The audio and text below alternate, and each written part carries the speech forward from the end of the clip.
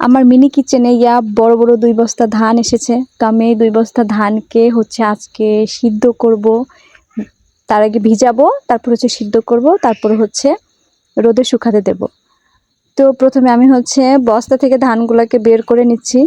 এরপরে একটু ঝাড়ার চেষ্টা করছি। তো আমি অত ভালো ঝাড়তে পারি না, তবে যতটুকু পারি চলে। তো ধান ঝাড়া হোক, ঝাড়া শেষ করে হচ্ছে আমি ধানগুলাকে একটা পাতিলে পানি দিয়ে হচ্ছে ভিজিয়ে রাখবো। তো দেখেন আমি একটু কুলা দিয়ে ঢং করছিলাম, এত ছোট কুলা। তো অনেকে এবার বলে যে এগুলো নাকি বড়, এডিট করে ছোট করা হয়। একদমই না, এটা সত্যিই ছোট। তো আমার ধানগুলা ঝাড়া শেষ। এরপরে হচ্ছে আমরা এটাকে ধানের পট বলি, মানে ধান টানা পট। তো আমি এই পটটা দিয়ে ধানগুলাকে একটু জড়ো করছিলাম। আমার এই পটটা কিন্তু অসম্ভব কিউট। তো এর পাশে পট রাখতে গিয়ে আমার ঘরের বেড়াই ভেঙে যাওয়ার অবস্থা।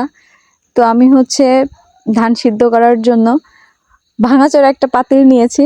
মানে আমাদের গ্রামে এরকমই হয়, পুরানো পাতিল, কালি পড়া পাতিল, ডোব যাওয়া পাতিল, এইসব পাতিলেই মূলত ধান টান সিদ্ধ করা হয়। তো আমিও তাই করলাম, ভাঙা একটা পাতিল নিয়েছি ধান সিদ্ধ করার জন্য। দেন ভাঙা একটা বালতিতে হচ্ছে পানি আনছি। তো এই তো পানি এনে এখন আমি ধানগুলোকে ভিজায় রাখবো। এটা হচ্ছে সারা রাত্রের জন্য ভিজায় রাখবো। সারা রাত ভিজানো হয়ে গেলে তারপরে হচ্ছে সকাল ধানগুলোকে সিদ্ধ করব। তো সারা রাত আমার এই যে হচ্ছে ভিজানো হয়ে গেছে। এখন আমি সিদ্ধ করার জন্য বসাই দিছি চুলাটা ধরায়। তো এটা সিদ্ধ যখন হবে তখন এগুলো হচ্ছে আমি একটা বস্তার উপরে ঢেলে দিব, যাতে গরম যে ভাপটা ওইটা একটু ঠান্ডা হয়। তো এই তো আমার সিদ্ধ হয়ে গেছে। তা আমি যে বস্তার উপরে ঢেলে দিয়েছি এবং একটু ঠান্ডা হবে। ঠান্ডা হওয়ার পর হচ্ছে উঠানে গিয়ে শুকাতে দেব। তো ততক্ষণে ধানগুলো ঠান্ডা হোক আর আমি এপাশে চলে আসলাম আমার ছোট্ট উঠানটা ঝাড় দিতে, কারণ উঠানে বেশ ময়লা পড়েছে। উঠানটা ঝাড় দেওয়া হয়ে গেলে আমি উঠানটা গোবর দিয়ে হচ্ছে লেপে নিব। তো লেপার পরে যখন শুকায় যাবে তারপর হচ্ছে আমি এখানে ধানগুলা রোদে শুকাতে দিব। তো আমার সোরা প্রায় শেষের দিকে।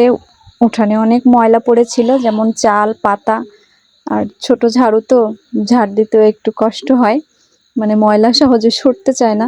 তো যা হোক, আমার উঠান ঝাড়া প্রায় শেষের দিকে, একদম কমপ্লিট।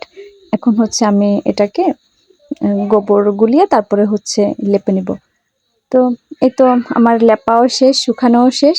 এখন হচ্ছে যে আমি ধানগুলো পট দিয়ে টেনে টেনে রোদ্রে শুকাতে দিলাম। তো গ্রামের মেয়েরা সব কিছু পারে, সব কিছুতেই অলরাউন্ডার, একদম এক কথায় বলতে গেলে। তো সকলে ভালো থাকবেন, সুস্থ থাকবেন। আমার ভিডিওটি কেমন লাগলো অবশ্যই কমেন্ট করে জানাবেন। আল্লাহ হাফিজ সবাইকে।